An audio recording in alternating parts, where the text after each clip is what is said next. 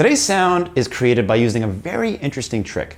Take a listen and see if you can figure out what it is.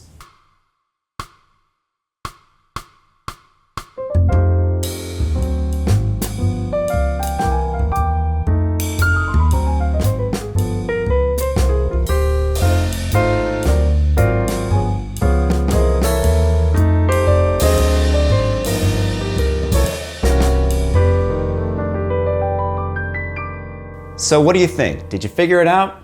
Well, let's take a second and dive into it. Today's trick is created by pairing two non-overlapping major triads on top of dominant chords. These are indeed upper structures of the dominant chord. They create lots of tension, but they're very effective and produce a very interesting sound. In the demo, we used a blues turnaround to show this trick because the end of a blues allows for a much larger amount of tension in the dominant chords. The turnaround that we're using is just a series of extended dominants. So if the blues is in F, the turnaround is F7, D7, G7, C7, resolving back to F7. And we can create a tag with these four chords and repeat them over and over for as long as we want before we end the blues.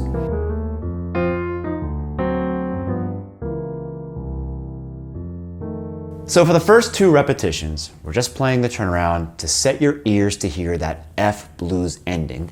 And for the last two repetitions, we used our trick.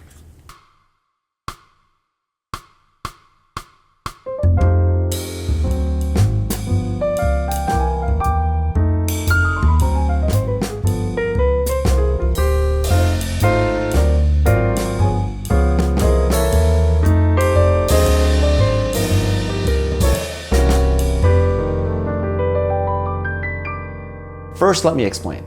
On the left hand, you can always play just the guide tones, the third and the flat seventh of the dominant chords. So for F7, you can play A and E flat. For D7, you'll play F sharp and C. For G7, it would be B and F. And for C7, the guide tones are E and B flat.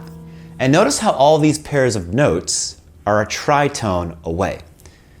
What's really interesting about extended dominant sequences is that if you use the correct inversions of these tritones, you can just play a descending chromatic line.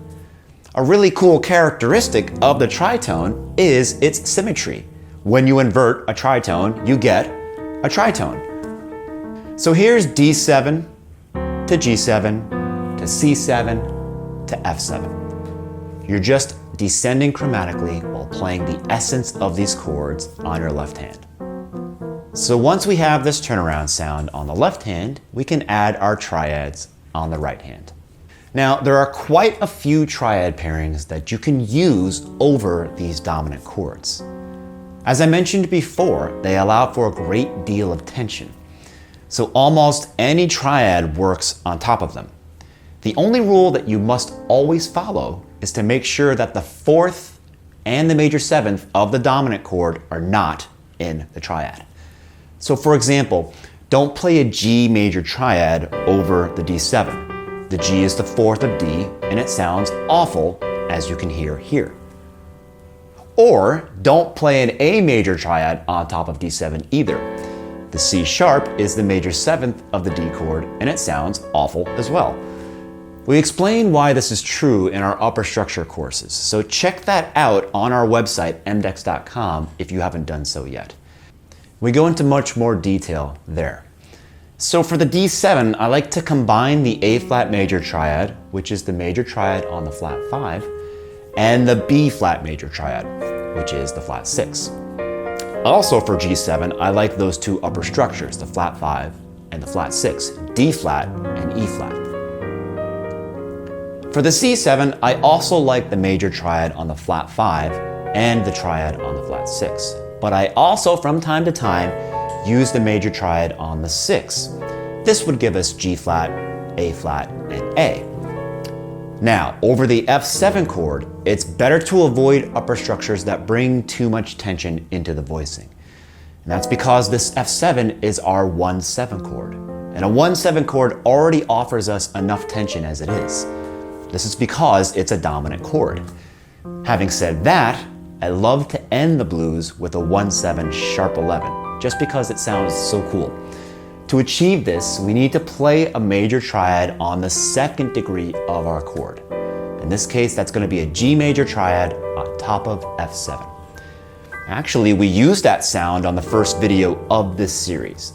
I'll add a link in the description down below if you want to check that out. So the final score looks like this. Stay with me.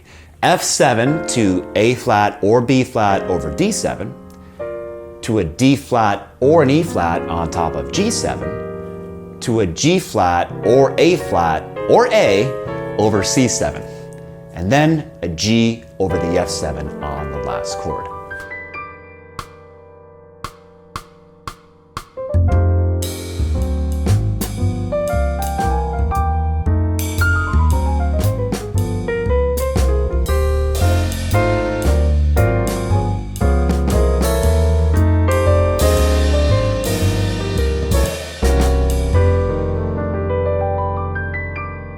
As I mentioned before, if you want to dig deeper into this topic, we study each one of these upper structures in detail in our Upper Structures Volume 1 course. Before I let you go practice, take your time digesting this trick.